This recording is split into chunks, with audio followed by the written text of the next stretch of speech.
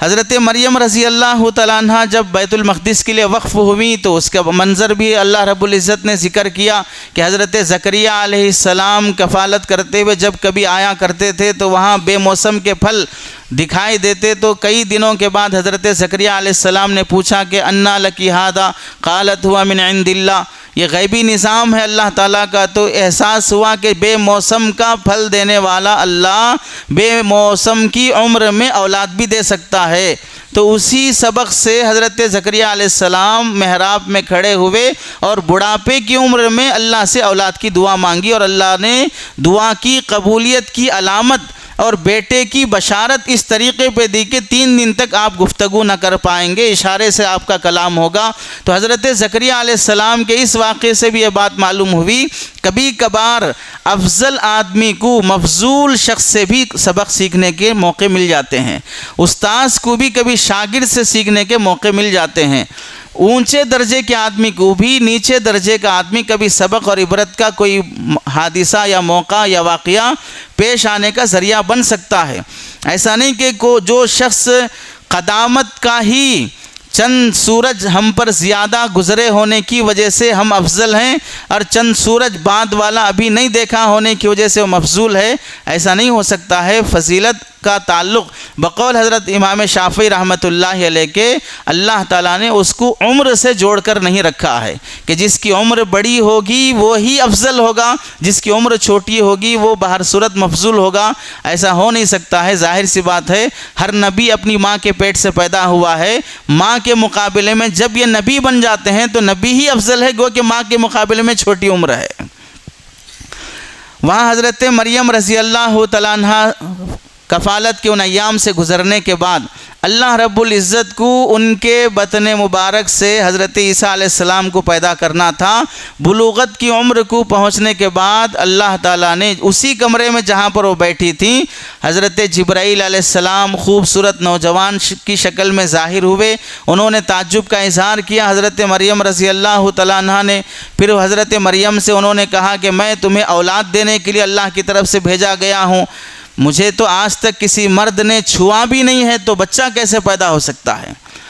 تو یہ اللہ کی قدرت ہے۔ انہوں نے پھونک ماری تو وہ حمل سے ہونا شروع ہوئی اور قدرتی نظام سے ہی ہوا جو بھی کام ہوا، ایسا نہیں کہ صبح پھونک ماری شام ڈلیوری ہو گئی۔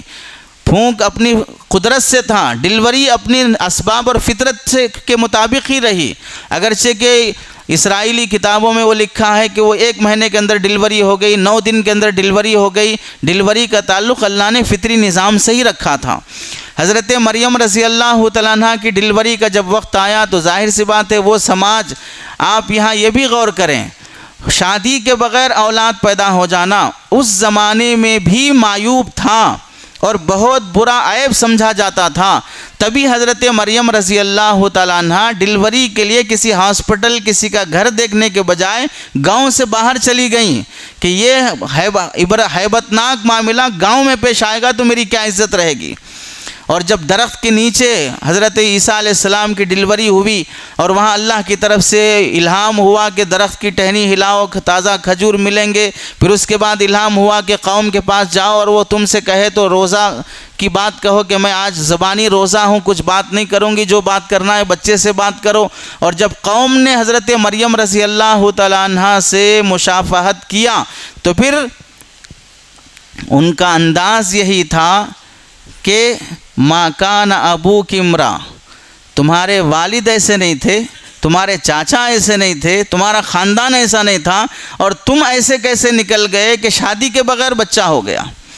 اور اتنا سخت تخاطب تھا اس میں، ہم اندازہ کر سکتے ہیں کہ کسی آدمی کو برا کہنے کے لیے صرف اس کو برا کہنا، دوسرا یہ ہے کہ اس کو برا کہنے کے لیے اس کے پورے خاندان کو پیش کر دینا۔ تو ظاہر سی بات ہے کہ آدمی جب جھگڑتا ہے تو میں ہونے میں اگر کوئی ماں باپ تک چلے جائے تو بولتے ہیں کہ ماں تک نہیں جانا، باپ تک نہیں جانا، بہن تک نہیں جانا، قوم وہاں ماں باپ تک چلے گئی تھی۔ تو ظاہر سی بات ہے اتنا سخت تخاطب تھا حضرت مریم رضی اللہ تعالیٰ عنہ سے، وہ اندازہ اللہ رب العزت نے کرتے ہوئے ہی پہلے ہی کہہ دیا کہ زبانی جواب نہ دو، چونکہ قوم کا تخاطب ایک عورت وہ کرے جو بھی شریف عورت ہے، جس نے باہر کی دنیا دیکھی ہی نہیں ہے۔ تو حضرت مریم رضی اللہ تعالیٰ عنہ نے حضرت عیسیٰ علیہ السلام جو ابھی چھوٹے بچے تھے ان سے گفتگو کرنے کا اشارہ فرمایا. قوم نے کہا یہ کیسا مذاق ہے کہ ابھی پیدا ہوئے بچے سے ہم بات کریں. تو جب وہ گفتگو چل ہی رہی تھی تو حضرت عیسیٰ علیہ السلام اپنے جھولے میں ہی فرمایا قال انی عبد اللہ آتانی الکتاب وجعلنی نبیا وجعلنی مبارکا اینما کنت واوصانی بالصلاة والزکاة ما دمت حیا وبرا بوالدتی.